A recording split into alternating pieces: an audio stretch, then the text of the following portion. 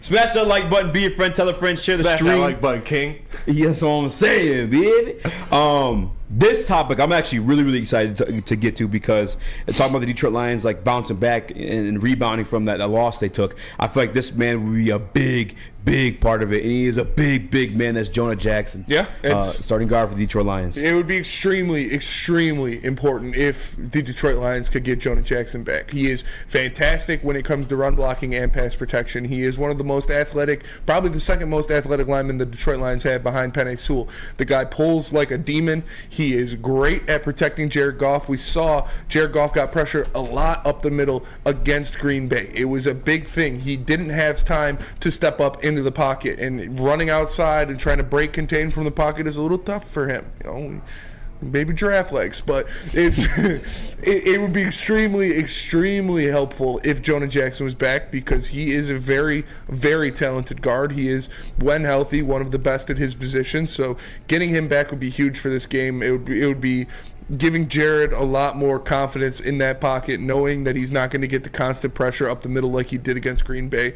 His communication, on top of his skill gap from a Colby Sorsdale or a Coyote, like the communication and the connection that he has with Taylor Decker and with Frank Ragnow make it a lot better. That'll be the wall built, form a fucking wall. Like, it'll be a lot better when that wall is complete to protect Jared Goff against the Saints pass rush in this game. I hope he's back. I know he's dealing with a wrist and an ankle. He had a limited practice today. Hopefully he continues trending upwards as the week goes on, but I really want to see Jonah back out there.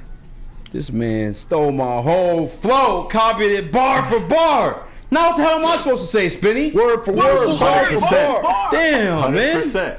No, I think there's a noticeable difference when Jonah Jackson's out there versus any of the other two. They tried making work. And I've been a guy who's been saying, like, I don't give a shit about drafting a guard. I think the Detroit Lions team can make it work no matter what they've done, because they've done so and still produced to a top 5 line in the league.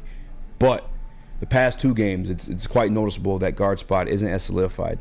I think another thing that you can put in perspective is, like, the offensive line is very much like a cohesive unit. I think Dan Campbell spoke about that, like, just I think either this week or last week, that like both defensive line and offensive lines you have to work that way. I think you see a lot of times when guys are like they need a little bit of help or on a double team, like Penei Sewell. And the big thing with Big V, I think what they love matching those two together is they had that chemistry. Yeah, it's his uncle. Yeah, the Graham Glasgow, same thing. Like Penei Sewell and Graham Glasgow, they have great chemistry when it comes to like pass blocking. There's definitely run blocking of like, hey, when the guy next to me needs a little bit of help, or like his tendencies of like, what type of guy, if he goes against a speed guy, maybe he has his foot placement here, so I don't want to like back myself in that corner where we trip up over each other or anything like that. And vice versa, I think is what's been going on the left side of the line when you look at both Ayotte, like you said, and or the rookie Sorsdale. So I think having Jonah Jackson just above and beyond him just being like a great guard, which I truly believe he is, like a top 5 guard in the National Football League. The chemistry in itself, especially when it comes like the pass blocking, I think is huge. I mean, especially when it comes even helping like double team the guys in the middle with Frank. And pulling and moving. Like, it's the guy does a lot. He's probably our 3rd best offensive lineman. Yeah, I agree. When you look at it. When he's healthy, Absolutely. When he's in there, he's probably the 3rd best offensive lineman we have. So, and that's saying a lot when you have a guy who is arguably the best at his position on the other 2 spots. So, I really hope Jonah is ready to go. He does a lot for this offense. He does a lot for the guys around him, and it would just trickle down, make this offense a lot better. It would probably, Goff wouldn't fumble the ball 3 times if Jonah Jackson's in there. I can promise you that. Yeah. So you get the run game more established. I hope he's back. I mean, even uncharacteristically last week, like Ragnow looked a little bit like worn too at times.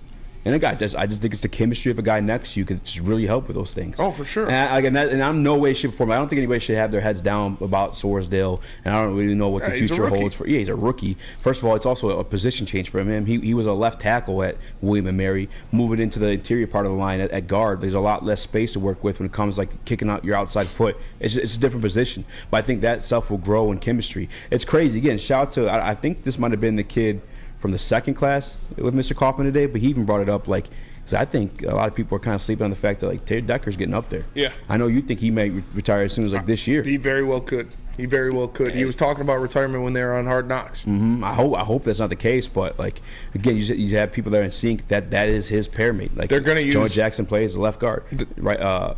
Taylor Decker left tackle, and Taylor Decker also uncharacteristic last week was getting worked. But I mean, it was Sean Gary, but still, I think it would help if you had like his typical running mate right next to him, and in the trenches with him. They're going to use one of their top picks this year on an offensive tackle. I would almost guarantee it. Second, third. Yeah, second or third round pick is definitely going to be on an offensive tackle. But although I would like defense. I would too, but you got a lot of time. You can do that. One thing I don't want to see, and if Jonah Jackson's back, you're not going to see it, were those Dan Skipper motions. Yeah, I'm not a fan of those. Like I love Skip. You know, I'm get in nervous where you're you gonna fit make in. it through the motion. I feel like like watching him. Get in where you fit in. That is a big motherfucker if he comes running at you. But like, that's what Jonah is for those motions, for those pulls, traps. He does that very well. And they were trying to use Dan Skipper to supplement that by putting him as an extra lineman and putting him in motion, and it just wasn't working. El Gato, get easy on the O-line. Not gonna lie, my day at pulling guard, I was knocking snot out of boys. Pulling guard's fun. Pulling guard is definitely fun. I don't know if it counts though, because like they don't necessarily. It's kind of like a blindside hit, really. Still fun. It's still fun. I remember. I played every position on offensive line my senior year. Played everything but the center. I played like the last 5 games at center because that was the first time I ever played. So I played left guard or left tackle my first 2 years on varsity, and then my senior year we didn't have anybody. So they're like, all right, play here this week, then here this week. They're good edge rusher lines up over here, so go to left guard and go to left tackle. We need you for center. I was like, oh God. Yeah, my junior year, I came in a little bit thinner, trying to get my fuck on, my freak on, and my coach yelled at me, so what the fuck you doing, Circus? I tried playing linebacker. He's like, come on. And I was down still. I was like, no, coach, like this is what I want to do. We were always not nice in coverage. That's not my specialty, so we're back to defensive tackle. But by the way, too, again, to like the Jonah Jackson's presence, obviously this team is a lot better running the football with Jonah Jackson in there. As you mentioned, like he is noticeably a difference maker on those polling plays. He is just up ahead in front of the running back, and he has got cornerbacks fearing for their life. They just see him jiggling all around as he's moving downhill to knock them out of the play. But the thing on top of that, the Saints, I think that the 23rd ranked defense against the run.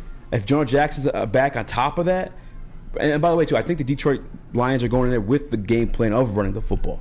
I don't care. It's the same way with the sign stealing stuff. It's like you could give somebody your whole entire playbook, but they can't stop it. They can't stop it. They still got to like man up and do that. That's one thing you can say about the Detroit Lions run game. And if Jonah Jackson's a part of it, on top of it being the 23rd ranked team against the run itself, man, I don't know what Monty's deal is with the foot, but I feel like him and Gibbs could have a big, big, big day. I think another thing would be kind of admirable for, I feel like he at least is admirable of Alvin Kamara. His skill set complements him, or they resemble each other. So I'm pretty sure he's going to want to have a big game too. But Jonah Jackson is going to be a big piece of Detroit Lions winning this Sunday. I know we do our picks on Friday, but I'm pretty confident Detroit Lions are going to win this Sunday, and I think it's going to be due mostly through the ground. Me too. Especially considering the recent turnover situation with Jared Goff. JB, how you feeling? No, I think it's going to be a win as well. It's nice to see Jonah Jackson back and to see like the whole starting 5 of this offensive line just to practice together, even if it might be just for a little bit as they did. But also it's nice to see Jared Goff practicing, not, the ball handling skills with the offensive line as well too. So that's good as well. But I do think this is going to be a win. I think they've learned from their mistakes, and I think they're going to be cautious of their mistakes as well too, so that this doesn't happen again and this doesn't happen moving forward. They know their mistakes. They know they want to improve, and you can tell they're a little bit upset about things and how the games have gone the past 2 games. So I definitely expect to see a different Lions team come Sunday.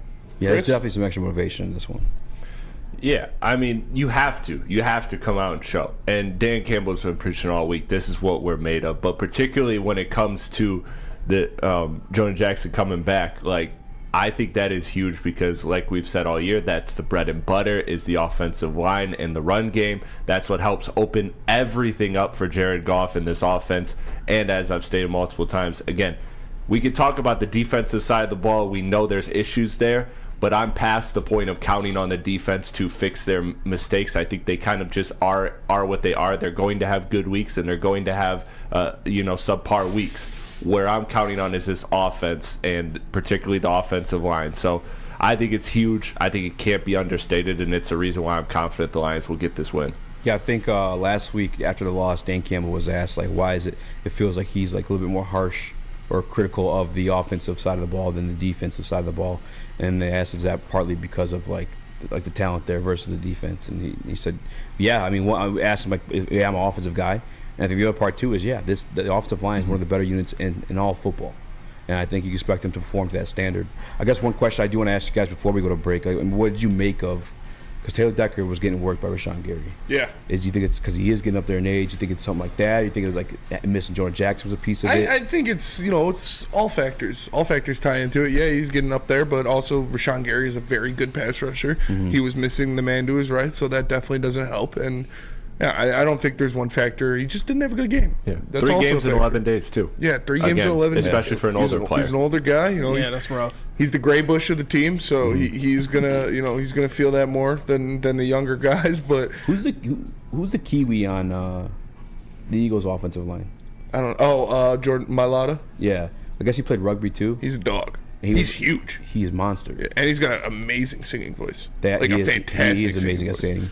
They asked him what's tougher, rugby or NFL football, and he's like the trenches, like 100%. Like the trenches is like the most brutal on your body. Yeah. Oh yeah, man. The knees, the ankles, all the joints. Taking for being blitzes. Like Taylor Decker's like 6'8", 300 pounds. Like humans aren't supposed to be that big. First of all, let alone playing in the NFL as long as he has. It's going to take wear and tear. Fucking 6. Yeah, playing left tackle his whole career. Like, it's going to take a wear on you. And also played Ohio State, which is like really back when he played. Yeah, 11 games, like I said, or like you said, 3 games in 11 days. It's going to wear on the gray bush, but I expect him to bounce back.